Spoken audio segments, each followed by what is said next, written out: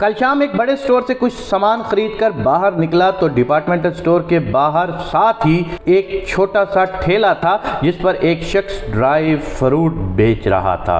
गाड़ी में सामान रखकर मैंने सोचा कि इससे ज़रा कीमतें चेक की जाएं। पारा चनार की मूंगफली 320 रुपए किलो और गोजर खान की 300 रुपए किलो दे रहा था। देसी घी के मशहूर रेवड़ियों के ब्रांड की कीमत पूछी तो आधा किलो के पैकेट की कीमत 320 रुपए बताई गई। मैं चूंकि हर हफ्ते बाद ड्राई फ्रूट खरीदता रहता हूँ, मुझे कीमतों का अंदाज़ा था। मैंने बड़ी सख्ती से उसे कहा कि वो मार्केट रेट से ज़्यादा बता रहा है, जबकि मुझे फलां स्टोर पर हर चीज़ 20-25 रुपए कम पर मिल रही है। उसने बड़े तामुल से मेरी बात सुनी और जवाब दिया, साहब जी वो स्टोर बहुत बड़ा है, उसकी रोज़ाना की सेल लाखों में है। वो अगर कीमत कम भी कर देगा तो जितनी सेल होती है उसके रोज़ाना के मुनाफे में कोई कमी नहीं आती।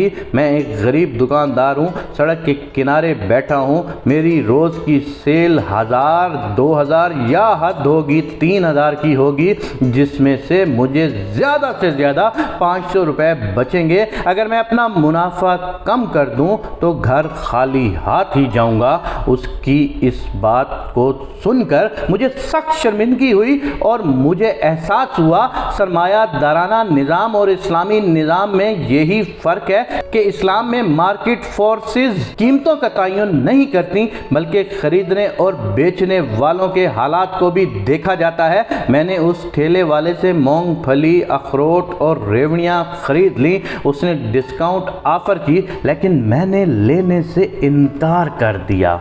वापसी पर गाड़ी चलाते हुए मेरा ज़हन उसकी बातों की तरफ लगा रहा। अगर हम अफोर्ड कर सकते हैं तो कोशिश करनी चाहिए कि छोटे दुकानदार से ख़रीदारी किया करें। बड़े बड़े डिपार्टमेंटल स्टोर को तो अल्लाह ने पहले ही बहुत कुछ अता किया होता है, उनके मुनाफे में कमी नहीं आएगी। लेकिन अगर हम छोटे दुकानदारों का ख्याल रखना शुरू कर दें तो शायद वो भी बेईमानी करना छोड़ दें। हर इंसान अपनी नेचर के हिसाब से एक अच्छा इंसान होता है, उसे बुरा हालात बनाते हैं मेरे और आप जैसे लोग बनाते हैं। अपने लिए 20 रुपए सस्ती मूंगफली खरीदने के लिए 100 रुपए का पेट्रोल खर्च कर बड़े स्टोर पर जाने वाले बनाते हैं। जिन लोगों को अल्लाह ने कम दिया है उनका ख्याल रखना चाहिए। आपको भी अपने इर्द गिर्द इस माहौल का ख्याल रखना चाहिए कि आपको छोटी से छोटी रेहड़ी पर जाकर कुछ सामान खरीदना चाहिए, क्योंकि उसने अपने बच्चों का पेट पालने के लिए रेहड़ी लगाई होती है, जबकि बड़े से बड़ा स्टोर, बड़े से बड़ी दुकान,